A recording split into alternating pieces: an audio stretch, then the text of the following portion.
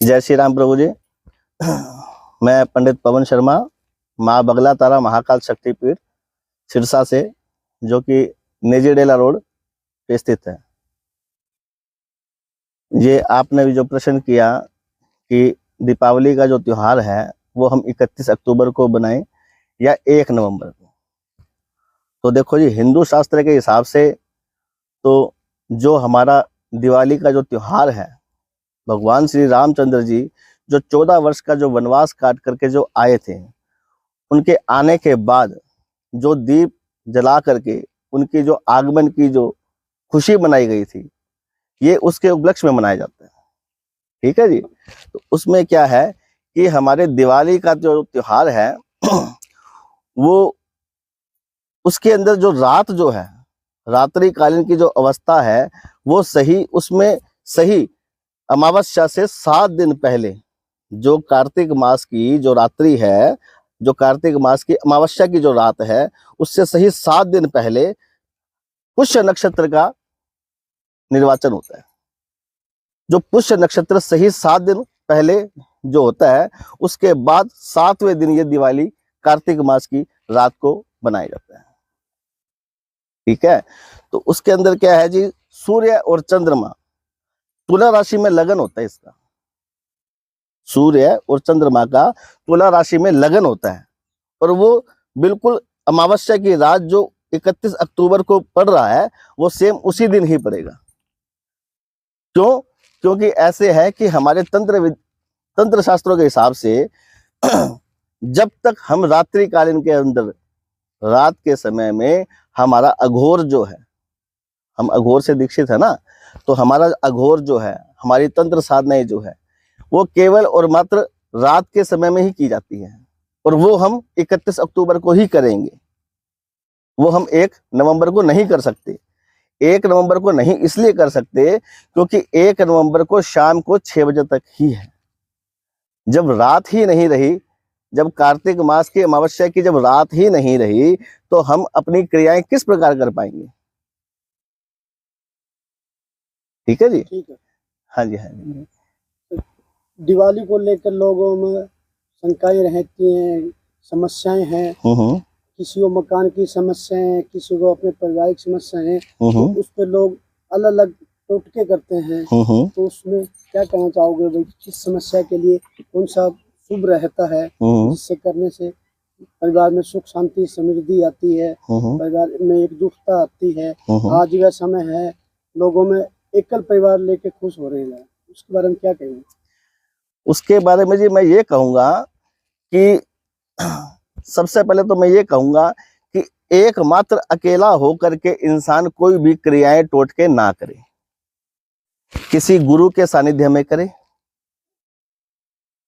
किसी विद्वान के परामर्श से करे। उसमें क्या होगा कि विशेष तौर पर भी ऐसा मैं टोटका बता देता हूं कि जिससे आम जन, कोई भी गृहस्थी वाला, ठीक है, जो अकेला कहीं जॉब वाला कहीं रहता है, या मान लो कोई पारिवारिक रहता है, ठीक है, उसमें कोई भी टोटका वो कर सकता है। थोड़ी सी पीली सरसों आती है, थोड़ी सी पीली सरसों ले लेना, ठीक है, और देसी कपूर आता है, भीमसेन कपूर जिसको बोलती हैं, ठीक है, थोड़ा सा भीमसेन कपूर ले लेना। उसके बाद ले लेना जी 7 लौंग, 7 बड़ी इलायची, ठीक है जी। उसमें डाल देना जी 5 जायफल, ठीक है जी, 5 जायफल डाल करके, और उसके बाद उसको पूरे घर में घुमा करके उसको जला दो। ये हर राशि वालों के लिए है? ये हर राशि वालों के लिए है। उसमें एक दालचीनी लेकर के उसके 7 टुकड़े करके वो बराबर मात्रा में उसमें डाल देना। एक बड़ी दालचीनी ले लेना। दालचीनी आमतौर पे घर पे सभी के पास मिल जाती है, ठीक है जी। वो दालचीनी लेकर के उसके 7 टुकड़े करके वो उसमें डाल देना। टोटके से क्या प्राप्त होता है? इस टोटके से ऐसे है जी, ये एक तो धन लक्ष्मी का है, ठीक है जी। एक तो इससे धन लक्ष्मी होगी, ठीक है, घर में आगमन होगा, माँ लक्ष्मी माँ की कृपा प्राप्त होगी, उसका आगमन होगा, और घर के अंदर जो भी आपके नेगेटिव एनर्जी है जो भी घर के अंदर किसी भी प्रकार की कोई नेगेटिव एनर्जी है तो वो बाहर निकलनी शुरू हो जाएगी। ठीक है, इसको आप रात्रि के 10 बजे के बाद ही करना, उससे पहले मत करना। ठीक है, जब आप अपने माँ लक्ष्मी, माँ के गणेश जी भगवान का, ठीक है, स्थान तैयार करके, ठीक है, और एक कलश रख करके एक 4 मुंह का दिया अवश्य जलाइए।